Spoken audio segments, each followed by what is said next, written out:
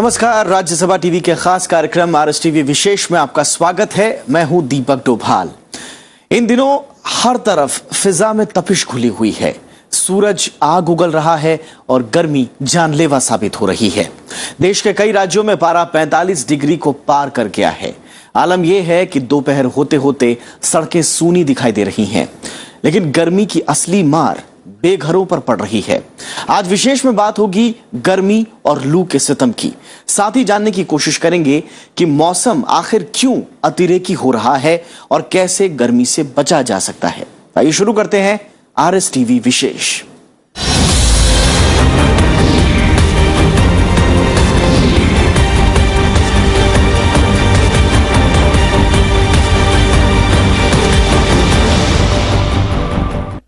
तो देश के ज्यादातर हिस्सों में गर्मी और लू का कहर जारी है। भीषण गर्मी से अब तक 500 से ज्यादा लोगों की मौत हो चुकी है। इसमें सबसे बुरा हाल आंध्र प्रदेश और तेलंगाना का है, जहां 430 से ज्यादा लोगों की मौत हो चुकी है। तापमान सामान्य से 5 डिग्री ज्यादा है और 200 से ज्यादा लोगों की जान अब तक जा चुकी है, जो हम आपको बता चुके हैं कि पूरे देश में 500 से ज्यादा लोग जान गंवा चुके हैं।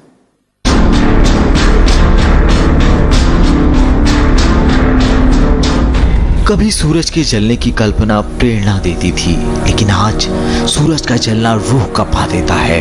आज जब सूरज की तपिश बढ़ती है तो मौत का सिलसिला शुरू हो जाता है। सूरज के सितम का सबसे ज्यादा प्रभाव आंध्र प्रदेश और तेलंगाना में देखने को मिल रहा है। दोनों राज्यों में गर्म हवाएं चल रही हैं और कहीं कहीं तो तापमान 47 डिग्री के पार पहुंच चुका है। रविवार को खम्मम, रामगुंडम और नालगोंडा में तापमान 46 डिग्री सेल्सियस रहा, तो वहीं राजधानी हैदराबाद में 43 डिग्री दर्ज किया गया। और coast Andhra Pradesh नंदिगामा recorded 46 degrees Celsius, which is 4 degrees above normal, and Gannavaram, Kavali also recorded 45 degrees, which is 3 degrees above normal. Ongole, Nellore, both are 44 degrees recorded, and Tirupati recorded 43 degrees Celsius, Bapatla 41 degrees, and Kakinada, Tuni 40 degrees above temperatures of maximum temperatures. Andhra Pradesh में पिछले एक हफ्ते से 200 से ज्यादा लोगों की मौत हो चुकी है, जबकि तेलंगाना में गर्मी 190 लोगों की जान ले चुकी है। लगातार बढ़ते तापमान के साथ मरने वालों की संख्या भी लगातार बढ़ रही है। तेलंगाना के नालगोंडा जिले में गर्मी से 55 मौतें हुई हैं। खम्मम में 53 लोग मरे हैं। महबूब नगर जिले में 23 और राजधानी हैदराबाद में 2 लोगों को जान गंवानी पड़ी है। मरने वालों में ज्यादातर बूढ़े, बच्चे और गरीब मजदूर हैं। It's really hot. I'm protecting myself by wearing a jacket. It's really burning hot. The skin is burning like anything. If it rains, it's very good. The climate, the temperature comes down. Very helpful for the people. मौसम विभाग के मुताबिक फिलहाल गर्मी से राहत की उम्मीद नहीं है। विभाग ने आंध्र प्रदेश और तेलंगाना में गर्म हवाएं चलने की चेतावनी जारी की है। Hot and dry winds from central and north India are blowing across the coast in a westerly northwesterly direction, so it is raising the temperatures along the coastal Andhra Pradesh. This situation will continue for another few days.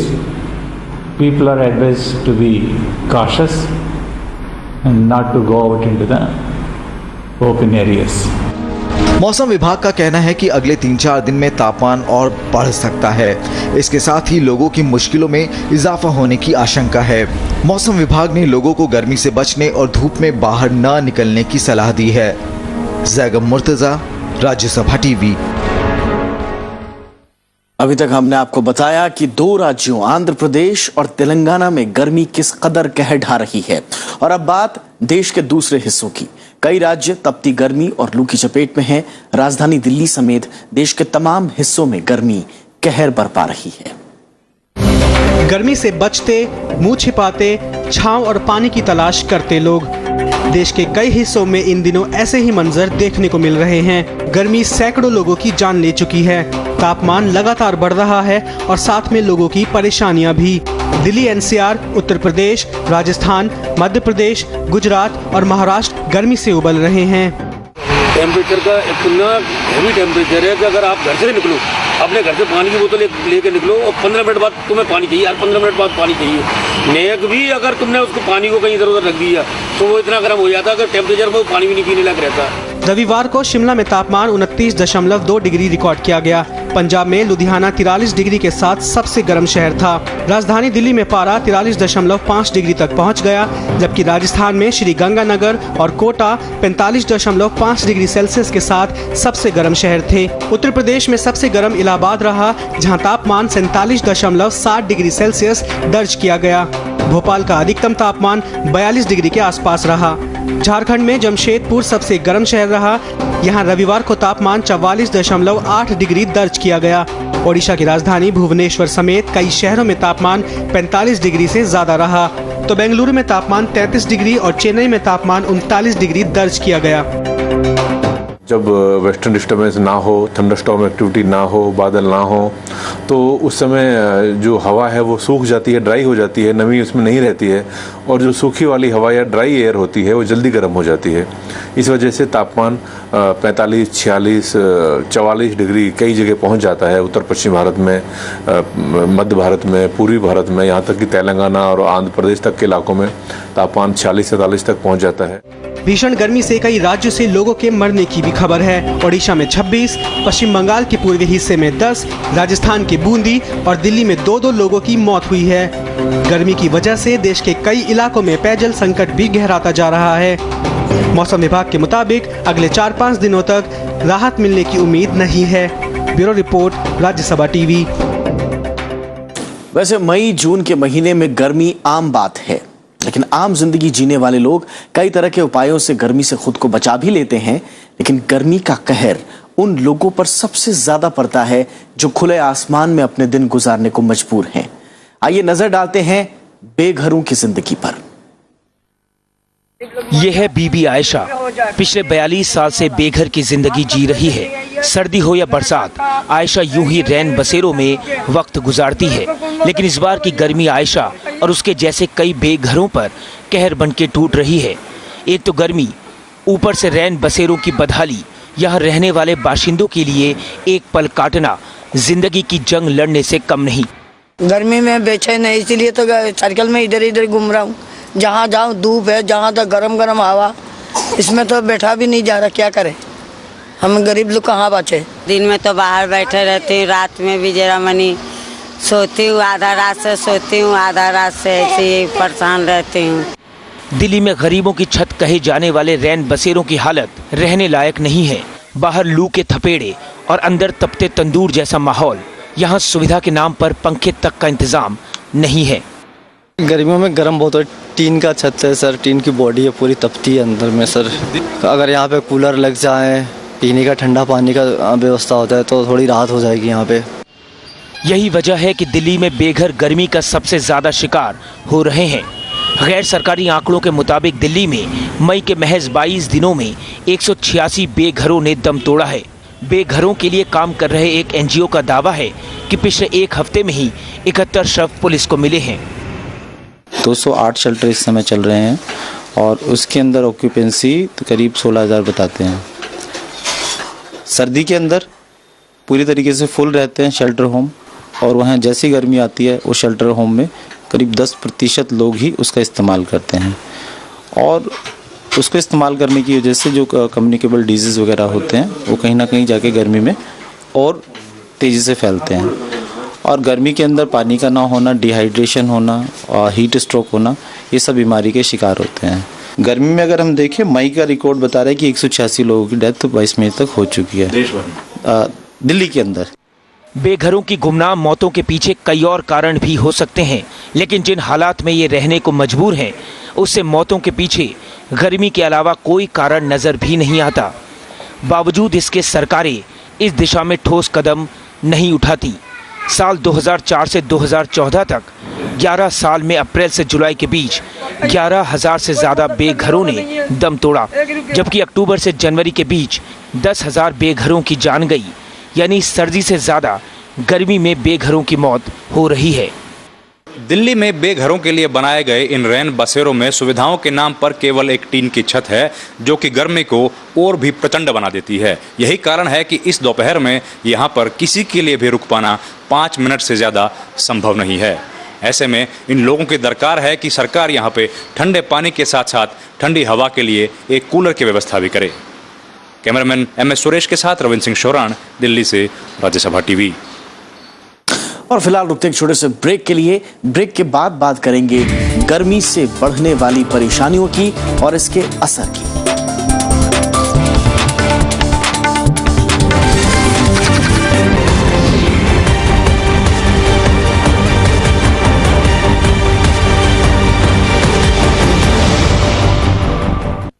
तो बढ़ती गर्मी ने लोगों को परेशानी में डाल दिया है। घर से बाहर निकलना मुहाल हो रहा है। महानगरों में तो लोग पंखे, कूलर और एसी के सहारे घर में चैन से वक्त काट ले रहे हैं, लेकिन छोटे शहरों और देहातों में जीना मुहाल हो रहा है। गर्मी के चलते कूलर और एसी की मांग बढ़ गई है। बड़े शहरों में बिजली की आपूर्ति के चलते लोग पंखे, कूलर और एसी के सहारे गर्मी को टक्कर देने की कोशिश में हैं। लेकिन जितना पारा चढ़ रहा है उसी अनुपात में हवा भी गर्म हो रही है और पानी भी तप रहा है। The temperature degree is very 45, 46. Day by day it is increasing, decreasing, and it is lying between 45 and 46. So because of this, we are not able to came out and enjoy. So we are taking some precautions like carrying liquid, taking coconut juices and lemon juices, waters. तेज गर्मी में घर से बाहर निकलने पर लू लगने की आशंका और घर में रहने पर बढ़ता बिजली का बिल लोगों की मुश्किलें बढ़ा रहा है। लेकिन उन इलाकों में तो लोग और भी ज्यादा बेहाल हैं जहां बिजली नाम मात्र की आती है या जहां बिजली का कनेक्शन ही नहीं है। छोटे शहरों को छोड़ दीजिए तो कानपुर जैसे औद्योगिक शहर में भी लोग बिजली कटौती से पस्त हैं। लोगों में गर्मी के कारण चिड़चिड़ापन आ रहा है तो पसीने से लथपथ होने से गाड़ी चलाने में परेशानी हो रही है। देख रहे बदन पूरा भीगा हुआ रहता।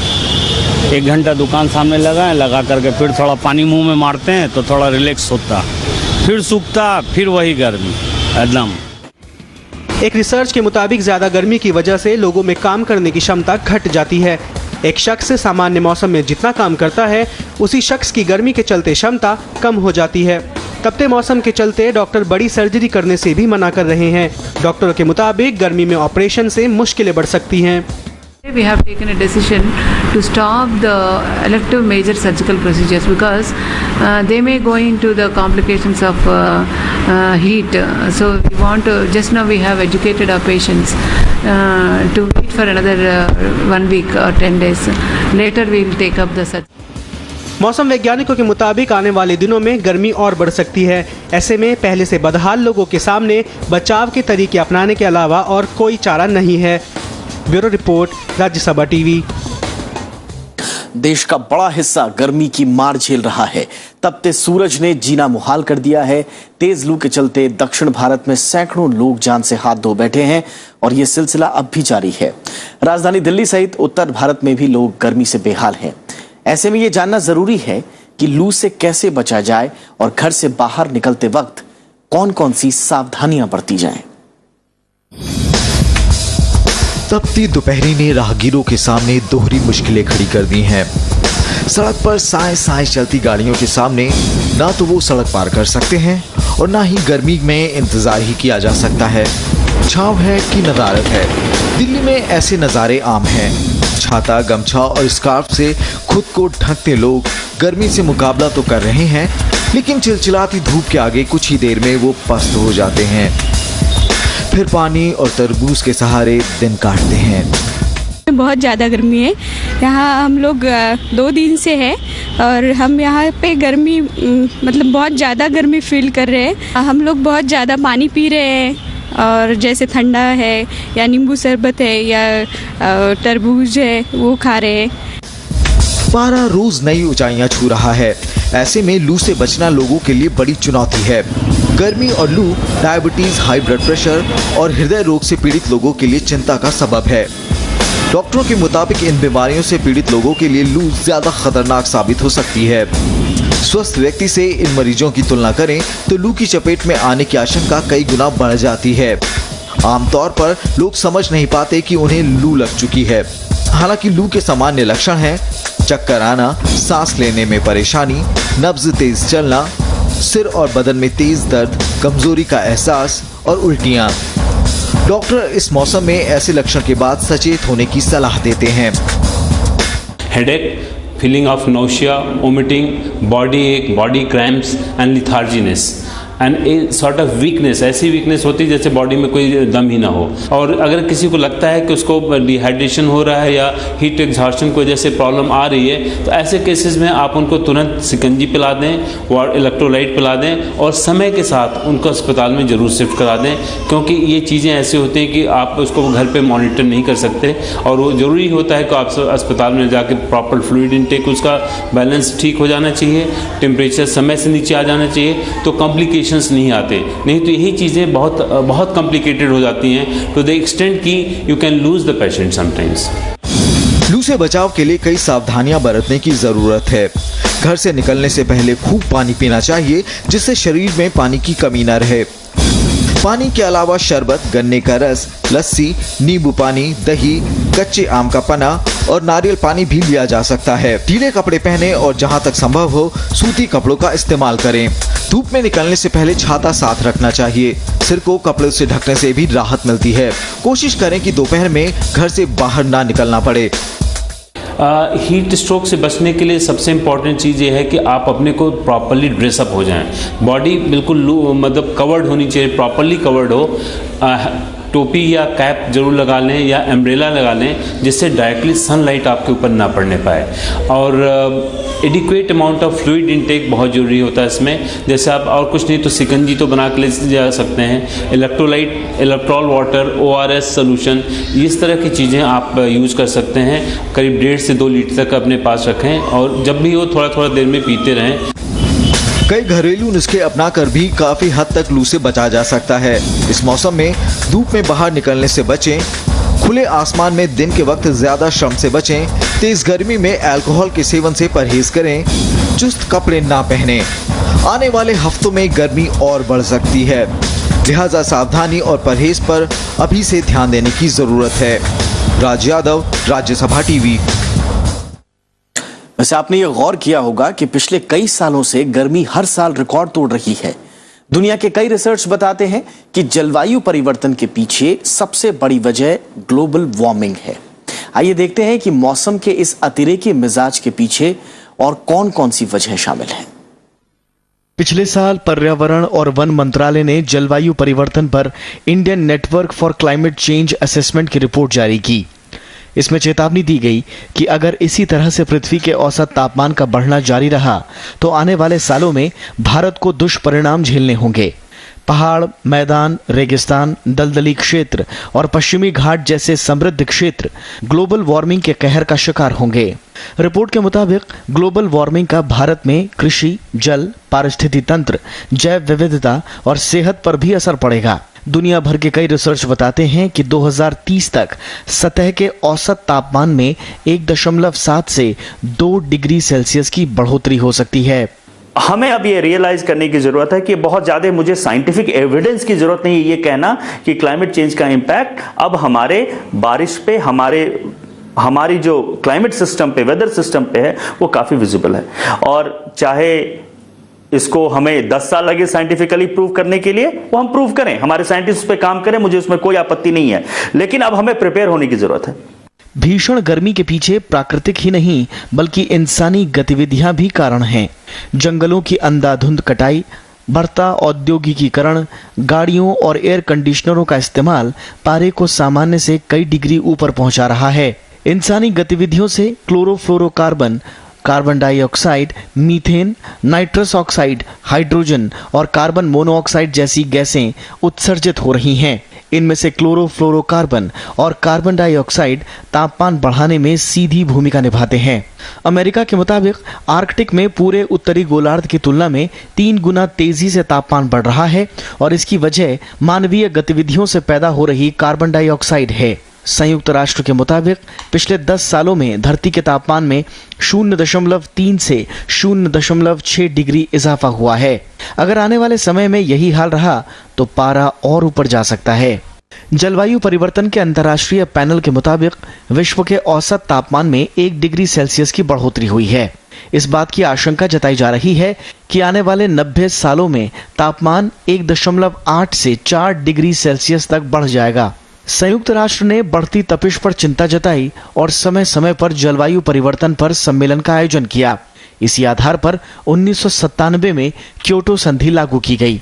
संधि के तहत औद्योगिक देश ग्रीन हाउस समूह की गैसों से होने वाले प्रदूषण को खत्म करने के लिए प्रतिबद्ध हैं। इसके अलावा कोपेनहेगन, दोहा और वारसा में भी कई देशों ने बातचीत कर नीतियां बनाई, लेकिन उन पर अभी तक अमल नहीं हुआ है। रविंद्र सिंह शौरान के साथ ब्यूरो रिपोर्ट, राज्यसभा टीवी। तो भीषण गर्मी से जल्द राहत मिलती नहीं दिख रही है। फिलहाल बारिश ही गर्मी से निजात दिला सकती है। मौसम विभाग के मुताबिक 28 मई तक मानसून केरल तट से टकरा सकता है। हालांकि मौसम विभाग इस बार कमजोर मानसून की आशंका भी जता रहा है।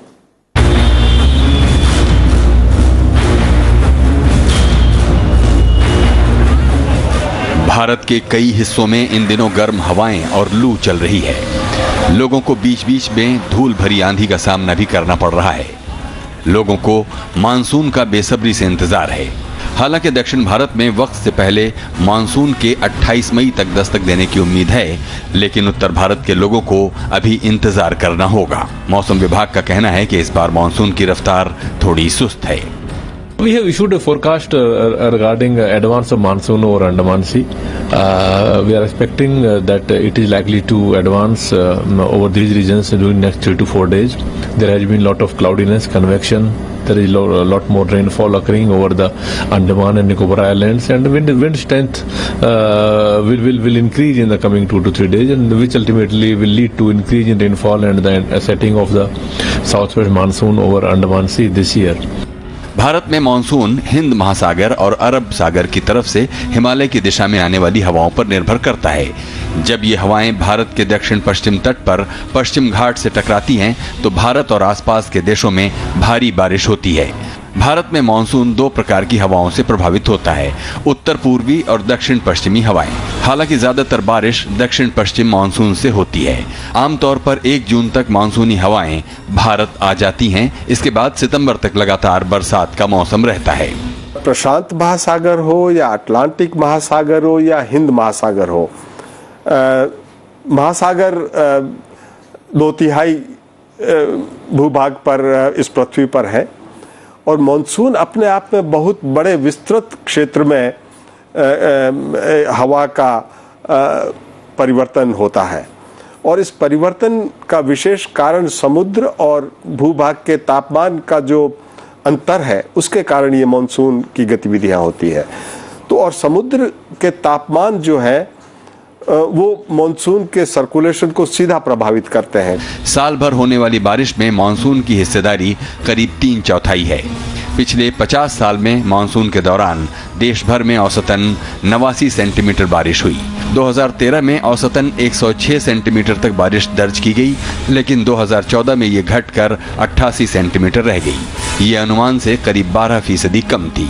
मौसम विभाग ने इस साल भी मानसून की बारिश सामान्य से कम होने की आशंका जताई है।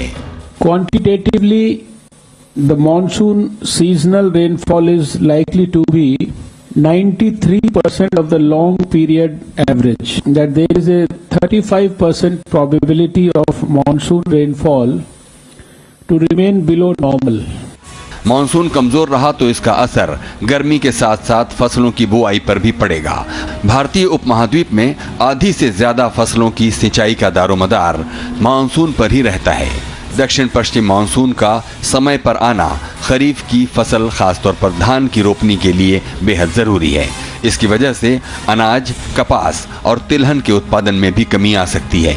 इस साल भी अगर बारिश कम हुई तो इसका मौसम के साथ साथ फसलों पर भी बुरा असर पड़ेगा। जैगम मुर्तजा, राज्यसभा टीवी।